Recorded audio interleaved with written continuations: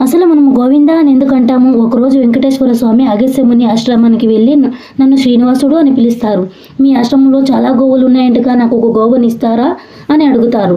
అందుకు ఆ ముని గోవునివ్వడానికి ఎటువంటి అభ్యంతరము లేదు, కానీ వేదాల ప్రకారంలో ధర్మపత్ని లేనిదే గోదానం చేయరాదు అని అంటారు. కాబట్టి మీరు మీ భార్యని తీసుకొని రండి అని అంటారు.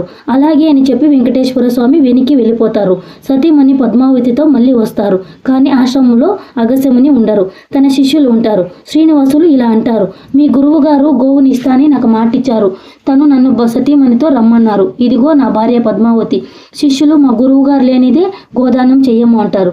దానితో వెంకటేశ్వర స్వామి కోపంతో తన కొండ వైపు గబగబా అని వెళ్ళిపోతారు. కొద్దిసేపట్లో ముని వచ్చి ఆ విషయాలన్నీ తెలుసుకొని గోవుని తీసుకొని వెంటనే వెంకటేశ్వర స్వామి వెనకాల వెళ్ళి, స్వామి గోవు ఇందా అని అంటారు.